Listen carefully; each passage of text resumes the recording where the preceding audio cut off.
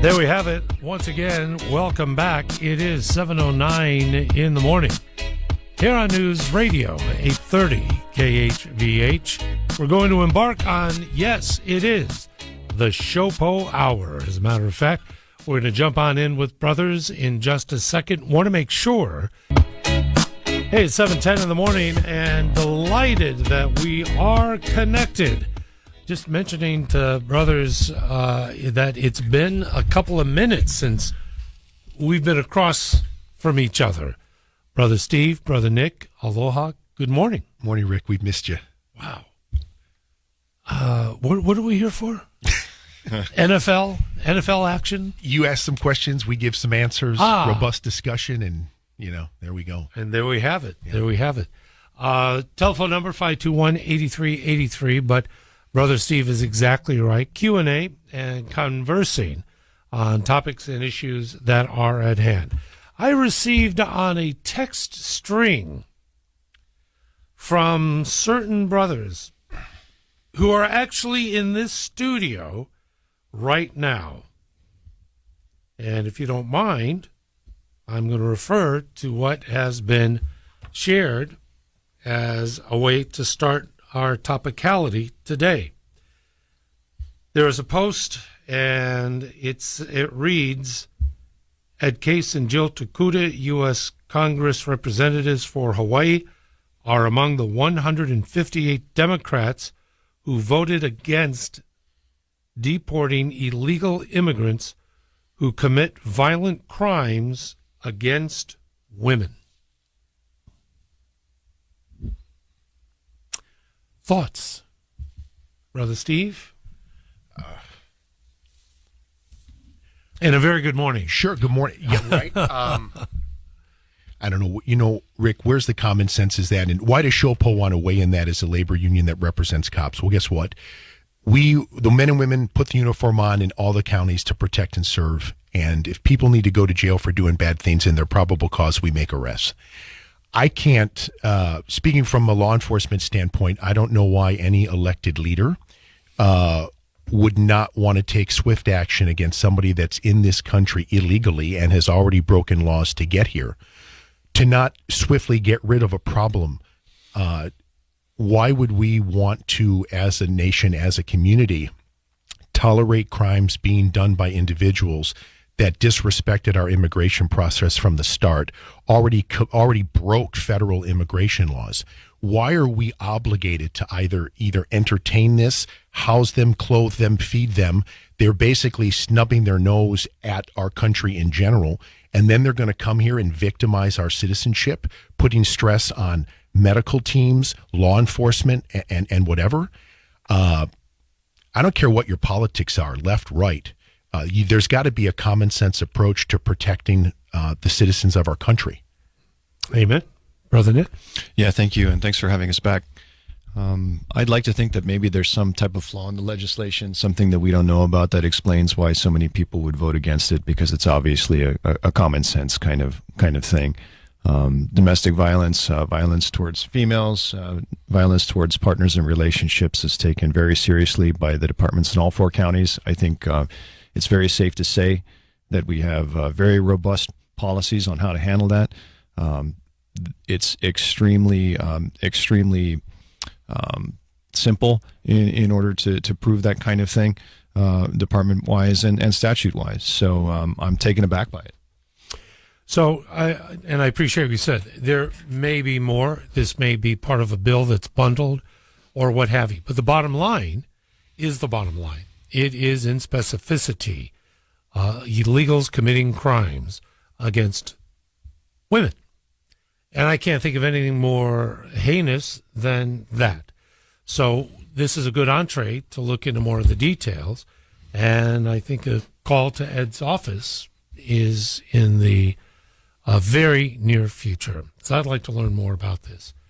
But what you had said as far as protecting the demands upon our first line law enforcement, then have to contend with this, and then have to contend with sanctuary cities and unbelievable laws that are designed to disempower law enforcement and elevate those, protect, quote unquote, those and their rights.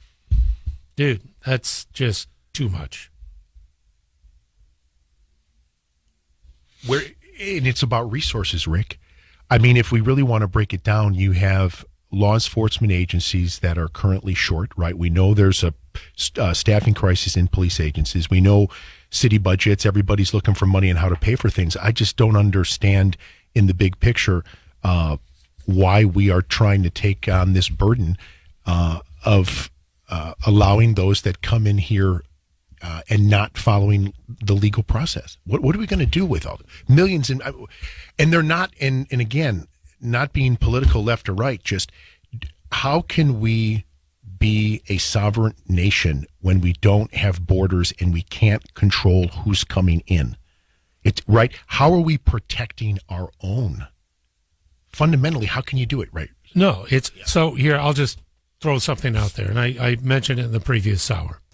Indoctrination is real, and there's been an indoctrination of recent generations that has advanced the idea that it doesn't matter. It doesn't matter. We're America. We have a Statue of Liberty. We stand for it. Bring people. It doesn't matter, because as we see, laws don't matter. They're suggestions.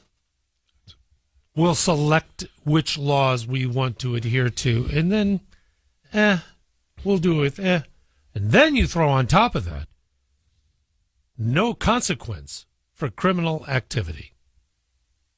You break the law once, nothing. Twice, nothing. Two. I had a story here about an individual, once again, 76 prior arrests. So I'm not going to get too esoteric, but the point being is that generations before us have been treated to this narrative, and with the advent of social media to further validate the sentiments that don't worry about it. Border laws, we have in place. And when the President of the United States overtly violates the law, the message to the rest of us is, well, he can do it. Why can't we? And we're just in a period of time where respect has been lost. Brother Nick? Well, there's a huge contradiction here. On the federal level, if Congress is not willing to pass this type of legislation, it goes against the spirit of what law enforcement here locally tries to do with regards to addressing domestic violence.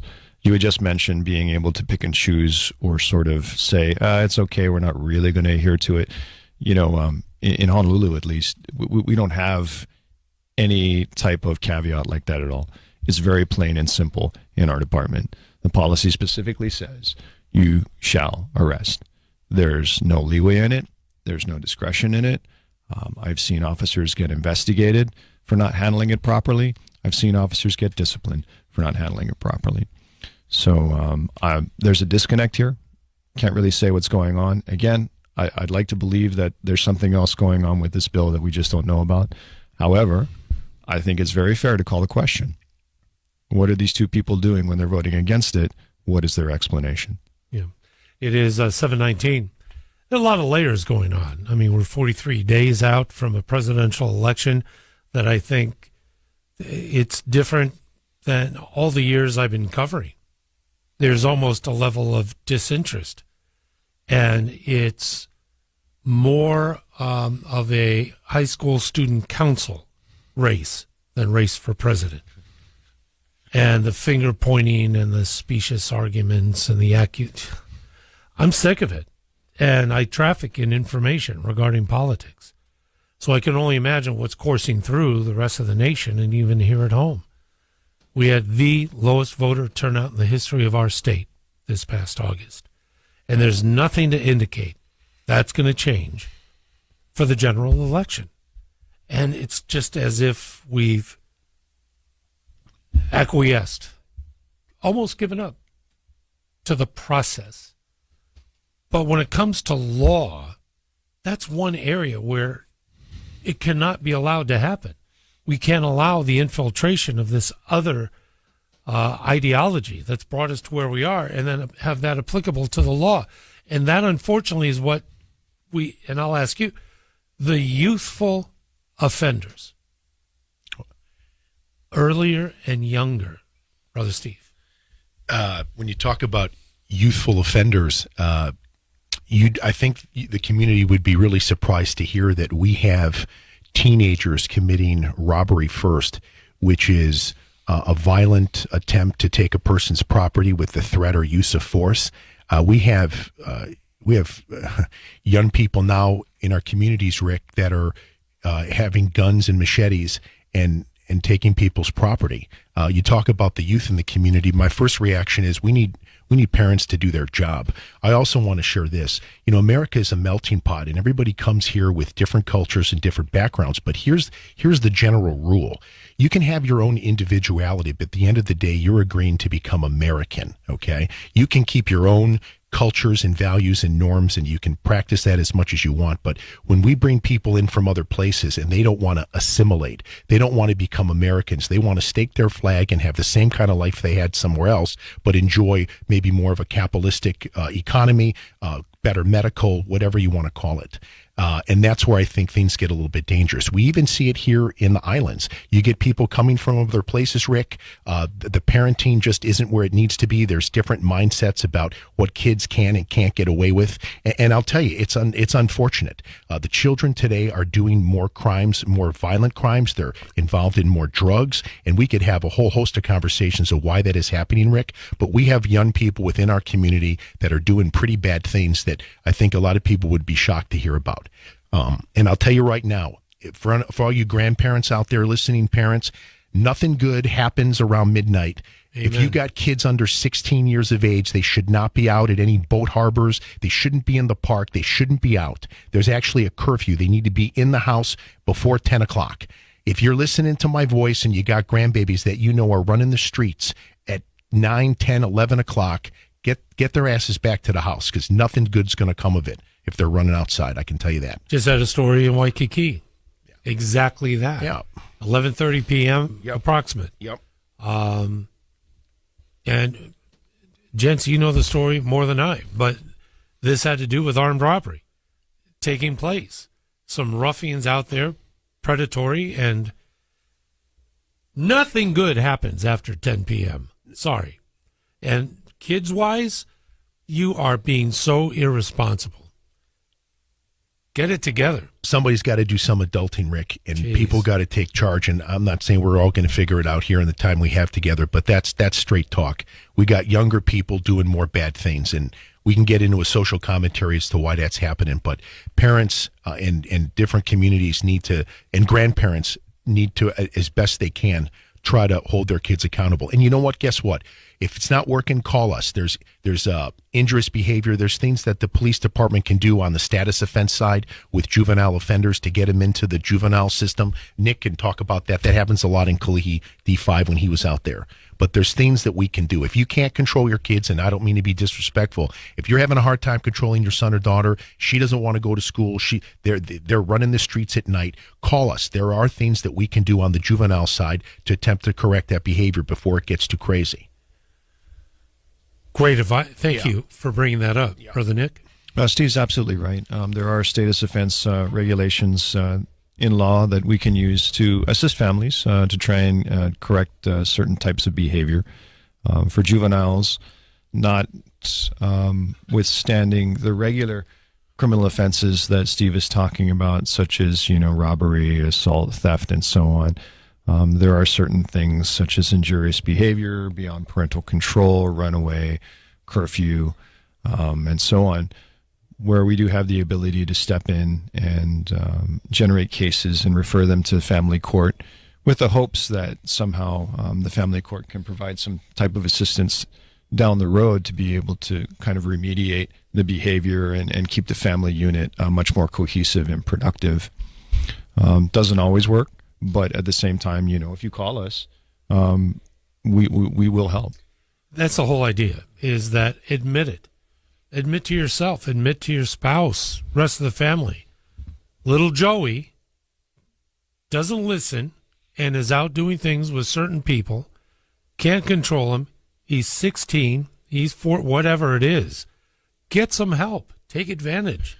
You got between 6 and 10, I'm going to call them children because it is what it is. You got 14 to 16-year-old boys and girls that are in a pack of 7 to 10 walking the streets at 10:30 at night. I can promise you, Rick, nothing good is going to come of it. Amen. We're already at 7:26 in the morning. Is this a 911 call, or should we call the department, or what's best for a parent looking for some help? 911 is fine. 911 non-emergency. An officer can be dispatched directly to your location. And basically, we would just do an interview, have a conversation, see what's going on, see what's applicable. Is it a counseling type of situation? Do we actually have to apply a status offense? Do we have an actual criminal offense? And then we just go from there. I'll tell you what, Scared Straight, when it first came out, I thought it was one of the most productive and beneficial things for people to watch. That's exactly what I'm thinking, Rick. Remember, the police officers come in to assist. We're not the parents, okay? We're not family.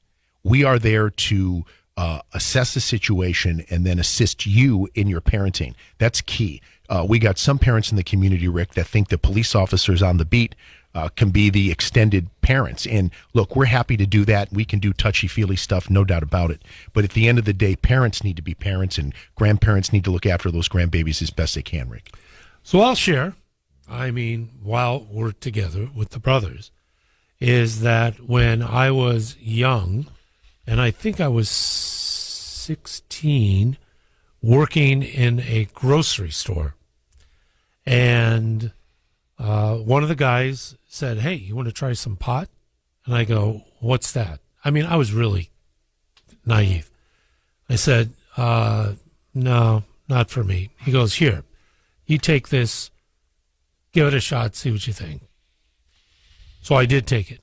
So I took it home, and I hid it I had this real cheap, this is the 1800s, remember? So I had this stereo speaker that that was hollow. So I took this, it was in a baggie with a little pipe, and I put it in the bag. Left it there. Never tried it. It just kept it. Mom went in and cleaned the room. I came home from work from same grocery store, and I was treated to our coffee table in a wonderful decor of a small bag of marijuana, pipes, lighters, and all this. And I just went, oh, that didn't go over well. Sure. If people who know Mom. The next day, she took me to the police station. And she had me sit with an officer. That officer took me into the holding cell area. Never been before. That was enough. Message sent, message received. Sometimes you got to go out and make a bold statement. It's one thing if you say, if you do, you better not, because if you do, as opposed to this is where you'll be living for the foreseeable future in a cell, shut the door. That's 50 years later, and I'm still reliving it. So, brothers, you're right. Parents, you got to take advantage and stop your kids from devolving and going, hopefully not, the wrong way. Now I got to figure out what the statute of limitations are from 1848 to today. I didn't know marijuana was illegal then. Yeah, that was back in the day when you could get into some tea.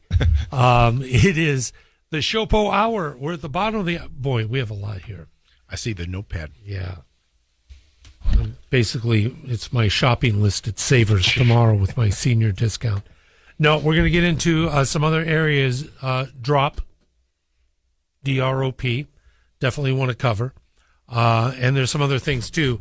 It is the SHOPO Hour. The brothers are in studio and telephone. I'll open up the phone lines here in just a moment. But join us, stay with us. Glad you're with us here. Good morning, Hawaii. It is 7:30.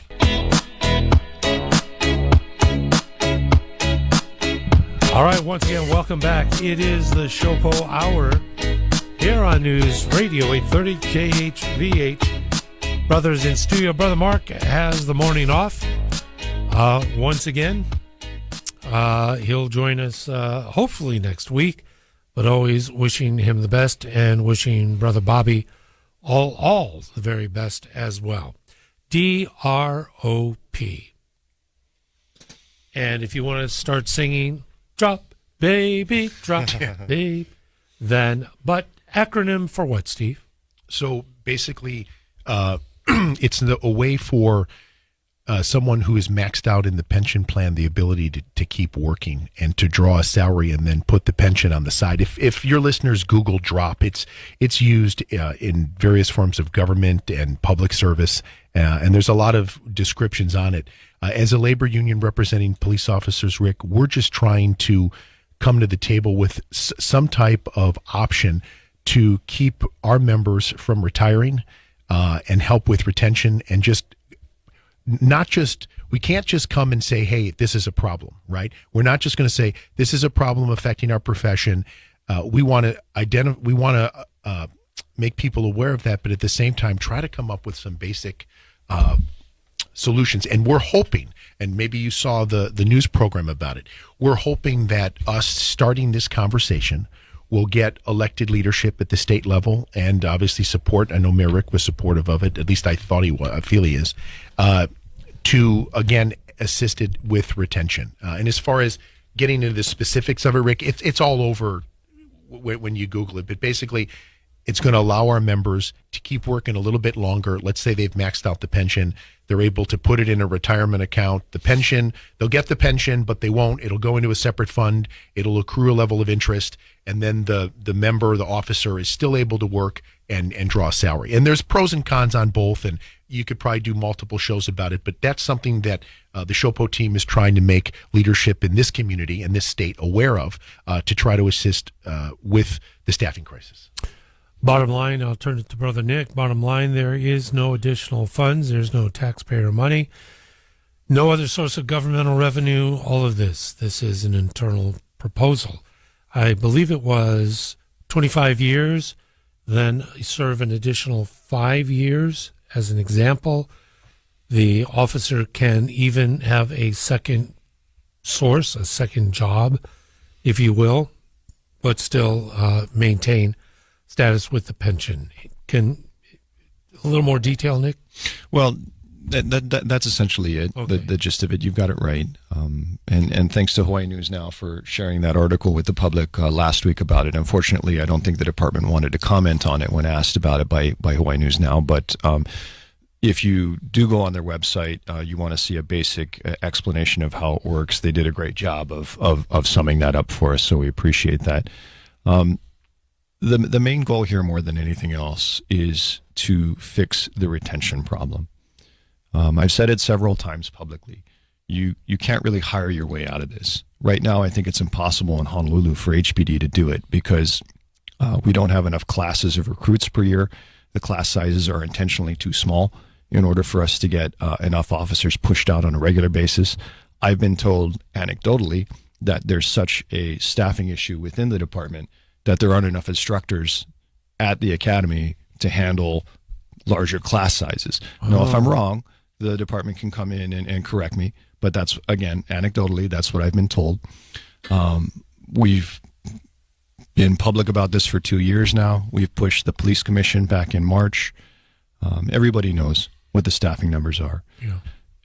So the idea here is to keep the people who have the greatest amount of experience, who are ready to retire, back in the system in a beneficial way to them, financially, obviously, but also a beneficial way to the department and the public, because you don't want to lose that brain trust and you don't want to lose that amount of knowledge. This is a career for me.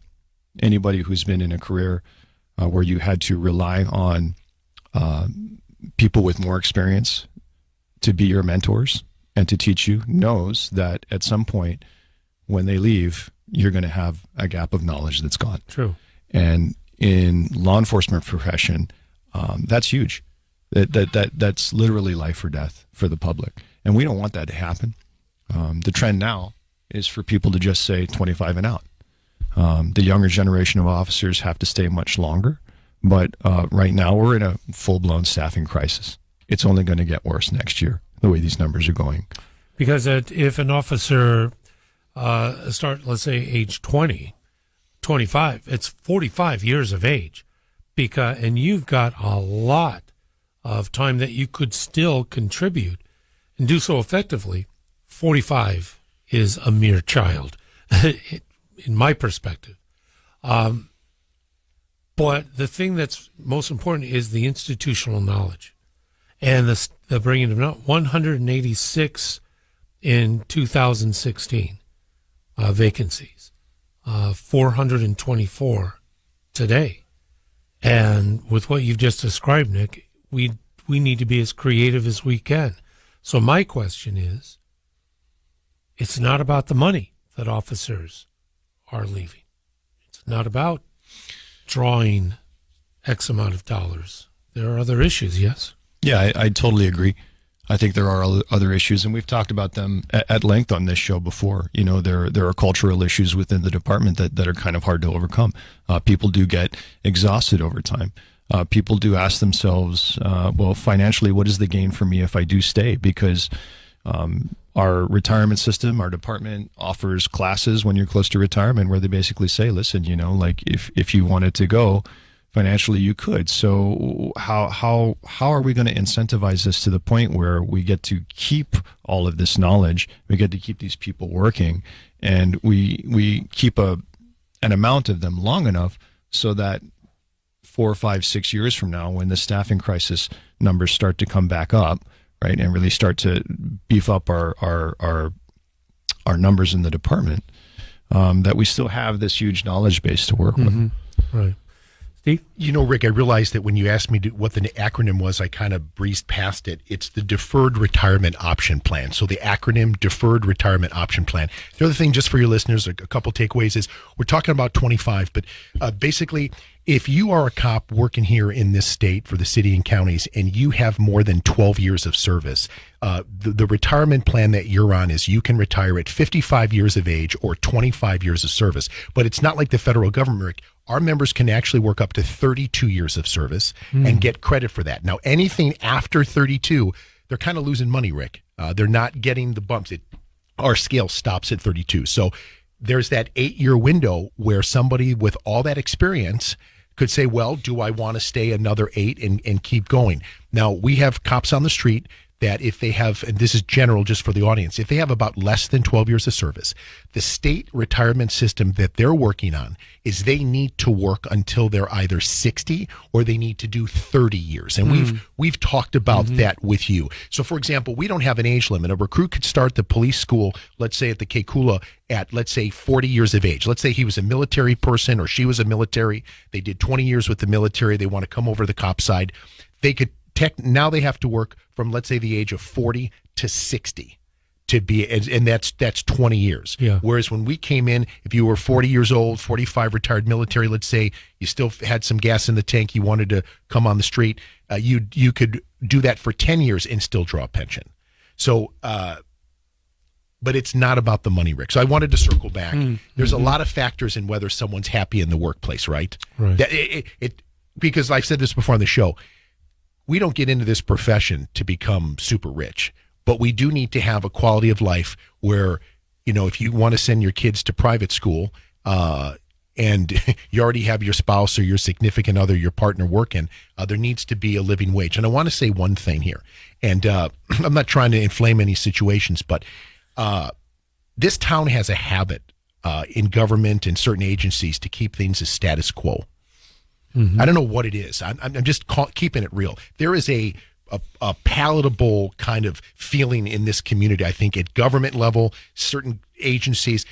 Let's just keep things the way it is. This is the way we've done it for 10, 20, 30 years. I can promise you, if we keep running, if that can't be the mentality in many different levels, it certainly can't be that way in a police agency. Can't do it.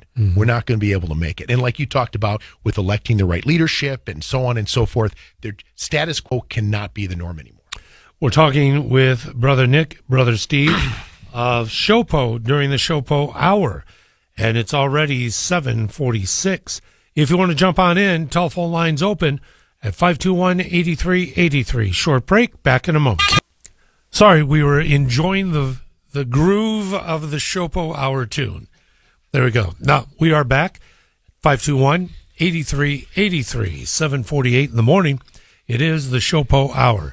Gentlemen, please remind us briefly the mission of SHOPO, how it's accomplished, and your AOR, if you will.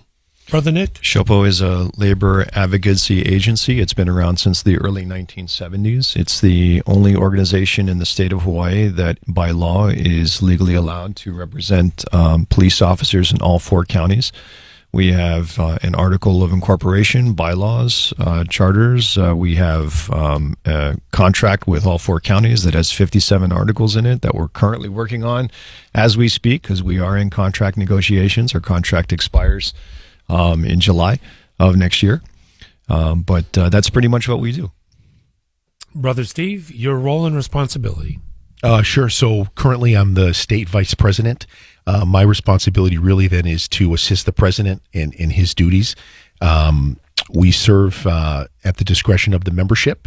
All of SHOPO leadership at the state level and at the different county boards are current police officers and serve in different capacities. And even though we do union work, we also have to fulfill our responsibilities as sworn officers. So we basically hold 2 jobs, one on the union side and one on the police side. And how do people connect, learn more, and will the SHOPO bumper sticker ever return? I like that idea. I think it's a hell of an idea. Please come visit us at SHOPOHawaii.org. Again, SHOPOHawaii.org. And from there, you can find us on other platforms, Facebook, Instagram, Twitter. It is already 7:50 in the morning. As a matter of fact, I'm just going to go to line 1, ringing right now. If you're on the line, hold on and allow some time for the boys to headphone up. I want to thank you for giving us a call. First of all, hi, who's this? Where are you calling from? This is John from Makakilo. Great. Hi, John. Hi. I was kind of back. I was raised in Waikiki, and back when I was like 14, 15 years old, we used to kind of hang around the banyan tree over there, and we got picked up. The police took us to the old police station, and my mom had to come and pick us up. We didn't do anything wrong. We were just there. It was curfew. What happened to all that?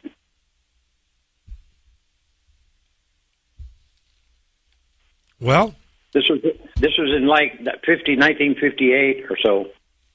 All right. So bottom line, are we still? What is happening? I remember the days of being in certain places and da-da-da-da-da. And John, he is specific. The banyan tree.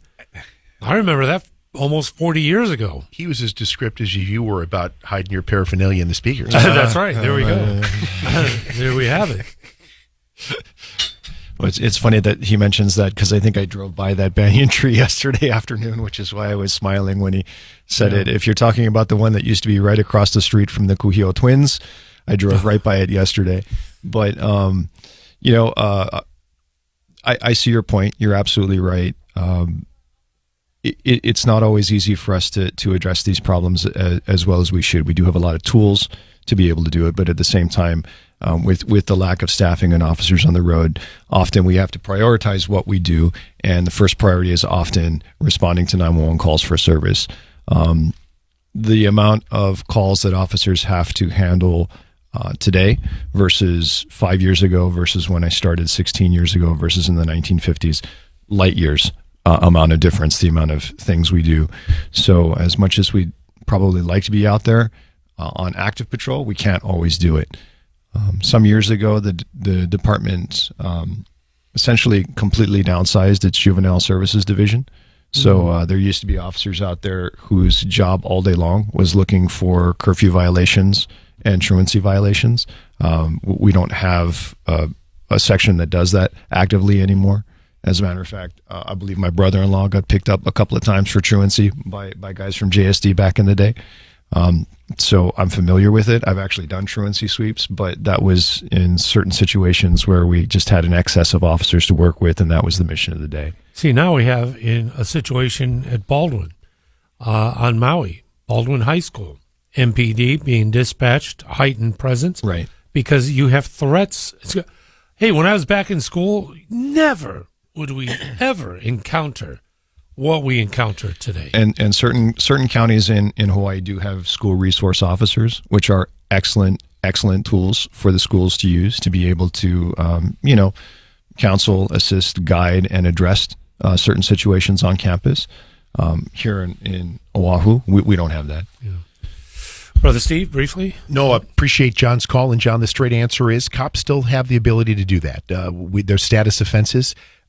So it's still an option. Whether or not we can do that as robustly as maybe it occurred in the 50s, probably not so much. Just with the calls for service that we're tasked with anyway. But just to answer John's question, we still have the ability to do that. Thank you, John, for your call. Much appreciation. And I think that's a good segue to the role and responsibility that officers have these days. I mean, the psychological degrees that would be put into play. You have so much outreach, counseling, interaction, interventions that pertain to not really direct law enforcement, but you're tasked to do so many different areas of responsibility and enforce the law. So, yeah. And we do it with Rick. We do it with some great first responder partners. I have to tell you, HPD has a great relationship with the fire service, HFD, and EMS. Because when you talk about providing care and that kind of situation, it's a team effort, at least on the first responder side. So we're fortunate to have good relationships with the EMS crews and everybody over there at HFD. 7:55. Of course, I wait till the very last minute. Whoop! I just dropped my eyes. This has to do with a story. I understand Chief Joe will be with us Thursday, and this may not be a direct Kuleana, but this has to do with an FBI audit of unvalidated DNA methods that were discovered during that audit that now calls into question perhaps some criminal prosecution with the Steve Alm's office, etc. There's a lot going on here. From your perspective, are SHOPO members involved with this area of responsibility in the department? If so, thoughts? If not, is this simply and solely an administration question? Okay, kind of a broad topic there. Sorry, I don't know a whole lot about it. Could SHOPO members be involved with DNA recovery, search warrants to find DNA? Possibly. I'd have to know more about it. Okay. I'm sorry, I can't give you specific details. We don't analyze DNA. Sworn officers don't do that. Our scientific investigation section in Honolulu does. Gotcha. I'm not sure how the other counties do it, but it's possible. And within the SIS session, Rick, to the best of my knowledge, we don't have sworn officers doing that type of work. So to answer your question, we don't have any SHOPO membership within the scientific investigative session. Those are talented civilians that are trained in that type of work. I'll bring it up with Chief when we see him on Thursday. Follow-up story, Vasai Isala, which made a lot of news. And just to get your take, anything that you would like to share about this particular story? I think we're pretty familiar with what's transpired so far. Well, it's a delicate situation for us. Obviously, we have an obligation to represent him in whatever administrative disciplinary action or investigation comes down as a result of whatever the outcome of the criminal investigation will be. An unfortunate event for sure. A difficult one for us to talk about because I think it's obvious that it's uncomfortable when any police officer gets in trouble, regardless of the intent or the facts. I would hope that when the facts play out, the situation is better for him and for law enforcement than it's being portrayed, but I don't really know at the moment. Steve? I think Nick said it best. We're going to be there for our members. There's a lot of members involved with that investigation, and we're going to be there for them and get through it with the department, and we'll see where it ends up. I saw a phenomenal photo, and it was, I think, maybe a couple of months ago, maybe more recently, a ceremony for retirees. I didn't realize that there were ceremonies for retirees, class of retirees. And as I looked through the photo just to see the faces of those in it, first of all, everybody's happy. It was kind of a joyous moment captured on film. But the acknowledgement that we talked about extension with drop, retirees are recognized and thoughtfully so. No, it's a really beautiful event. And what's interesting, Rick, is that class of retirees, if you look at their years of service, everyone pretty much was between 27 and up to 33. Wow. 33 years of service. We had cops serving the community for 33 years of their life. Wow. 27 years. So it's a great time for them to come together, have some fellowship. There's some camaraderie, some jokes told. But yeah, it's a way to recognize them and kind of give them a small send-off. You can't in an evening really do it justice, but it's something for them. Love that. Thank you so very much. Brother Nick, thank you. Thank you. Thanks for having us. And Brother Steve, mahalo plenty. Thanks for having us. Always grateful to be here with you and your listeners, Rick. Thanks.